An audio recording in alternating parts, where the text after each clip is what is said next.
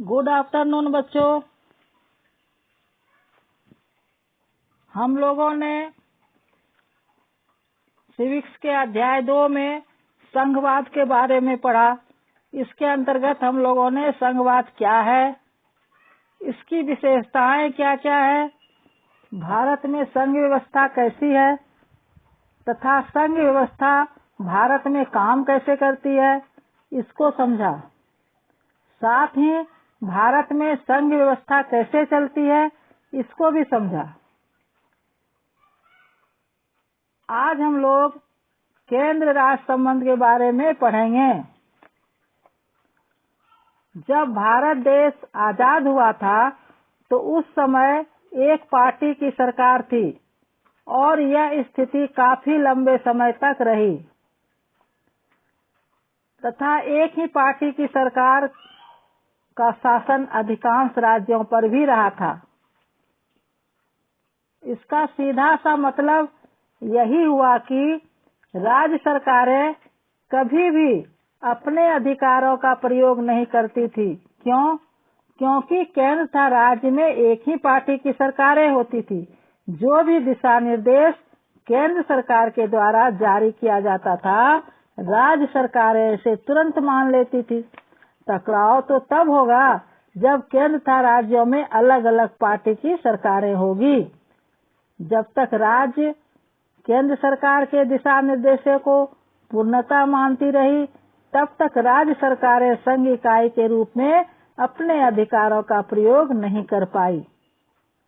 परंतु धीरे धीरे स्थिति में बदलाव आए, राज्यों में क्षेत्रीय दल उभरने लगे। क्षेत्रीय दल के उभरने का कारण यह था कि केंद्र सरकार कोई भी नियम बनाती और इसे पूरे देश में लागू कर देती थी, जिससे कई तरह की समस्याएं सामने आने लगी थी। क्योंकि हर राज्य की आर्थिक, सामाजिक और सांस्कृतिक समस्याएं अलग अलग होती है। सभी पर एक ही प्रकार का नियम बनाकर हल नहीं किया जा सकता है। जैसा कि हर राज्य की समस्या अलग अलग है, तो समस्या के निवारण हेतु जो भी नियम बनेंगे वो भी अलग अलग होने चाहिए। One shoes fit for all तो नहीं हो सकता है, यानी एक ही जूता सभी के पैरों में फिट नहीं हो सकता है, क्योंकि सभी के पैरों का आकार अलग अलग होता है। समझे बच्चों? ठीक इसी प्रकार हर राज्यों की अपनी अलग अलग समस्याएं हैं, तो इसके समाधान हेतु नियम भी अलग अलग होना चाहिए। ऐसी परिस्थिति में राज्यों के क्षेत्रीय समस्याओं का अनदेखी होना स्वाभाविक था। इससे राज्यों के स्थानीय नेताओं ने क्षेत्रीय समस्याओं के समाधान हेतु अपनी बातों को लोगों के सामने रखा।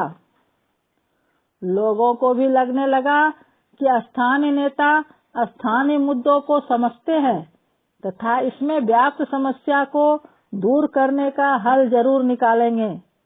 इन्हीं बातों को ध्यान में रखकर जनता ने स्थानीय पार्टी के नेताओं को जिताना शुरू कर दिया।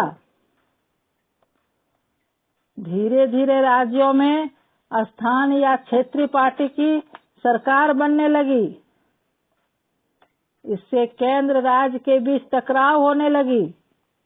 जिन राज्यों में केंद्र के प्रतिकूल पार्टी की सरकारें होती थी, तो केंद्र सरकार अक्सर संवैधानिक प्रावधान का दुरुपयोग करके विपक्षी दलों की राज्य सरकारों को भंग कर देती थी, जो संघवाद की भावना के प्रतिकूल था। केंद्र सरकार को लगता था कि जो है केंद्र ही है। जब तक केंद्र राज्यों को स्वायत्तता नहीं देगी, तब तक संघवाद की भावना विकसित नहीं हो पाएगी। केंद्र सरकार जबरदस्ती अपने बातों को राज्यों से नहीं मनवा सकती है।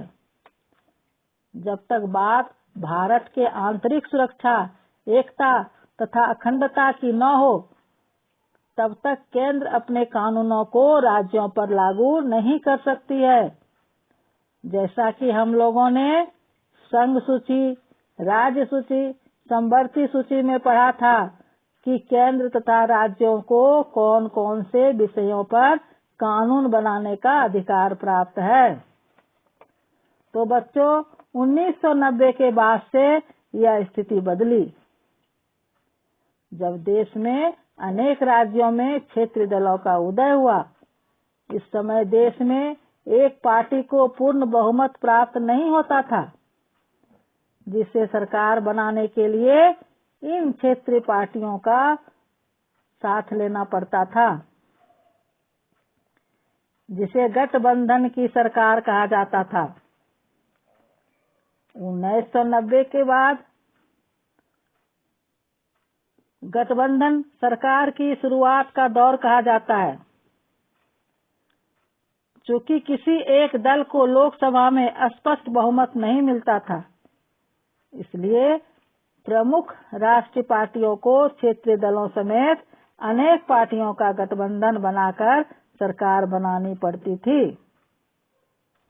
उदाहरण के तौर पर झारखंड को ही देख लो, यहाँ पर भी तो गठबंधन की सरकार है। इस गठबंधन सरकार में झारखंड मुक्ति मोर्चा, कांग्रेस तथा राष्ट्रीय जनता दल शामिल है। 1990 के बाद से गठबंधन सरकार केंद्र तथा राज्य में बनने लगी, क्योंकि किसी भी पार्टी को यदि केंद्र में सरकार बनाना है तो उसे 272 से ज्यादा सीट लानी होगी, परंतु अगर इससे कम सीट लाए तो दूसरी पार्टी के साथ गठबंधन करना पड़ेगा। जैसा कि झारखंड में भी किसी एक पार्टी को बहुमत नहीं मिला, तो यहाँ पर भी अलग अलग पार्टी आपस में मिलकर सरकार बना ली। अब जब केंद्र के गठबंधन की सरकार बनने लगी, तो पहले जहाँ क्षेत्रीय पार्टियों को अनदेखी किया जाता था, अब ऐसा नहीं होने लगे। अब इन पार्टियों को भी नियम बनाने हेतु शामिल किया जाने लगा। इससे संघ व्यवस्था मजबूत होने लगी। किसी भी देश की संघ व्यवस्था कैसी है, ये इस बात पर निर्भर करता है कि इस देश में केंद्र राज्य के बीच कैसा संबंध है। अगर शासक दल सत्ता की साझेदारी संवैधानिक प्रावधानों के अनुसार करेगा तो संघवाद को मजबूती मिलेगी। अगर शासक दल मनमाना रवैया अपनाएगा तो केंद्र राज्य संबंध खराब होगा, जिससे संघ व्यवस्था सही तरह से काम नहीं कर पाएगी। इस प्रकार कहा जा सकता है कि सत्ता की साझेदारी की संवैधानिक व्यवस्था वास्तविकता में कैसा रूप लेगी, यह ज्यादातर इस बात पर निर्भर करता है कि शासक दल और नेता किस तरह से इस व्यवस्था का अनुसरण करते हैं। इस तरह से यह बात स्पष्ट हो रहा है कि संघ व्यवस्था को मजबूत बनाने के लिए केंद्र तथा राज्यों के बीच अच्छा तालमेल होना अति आवश्यक है। इसलिए केंद्र राज्य संबंध की भूमिका अहम होती है। संघ व्यवस्था को बनाए रखने में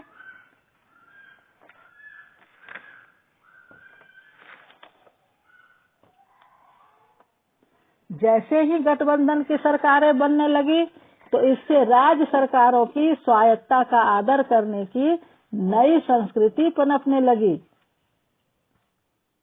इस प्रवृत्ति को सुप्रीम कोर्ट के एक बड़े फैसले से भी बल मिला।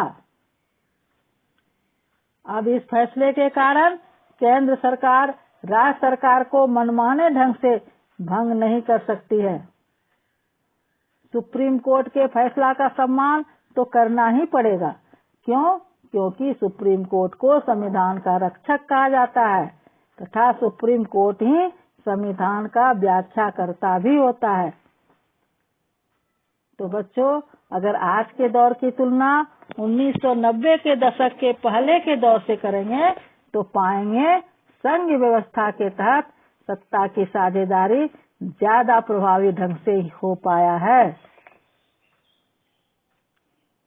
हम लोगों ने भाषाई राज, भाषा नीति तथा केंद्र राज्य संबंध को समझा कि कैसे भारत देश में संघ व्यवस्था काम करती है तथा ये व्यवस्था सफल कैसे है।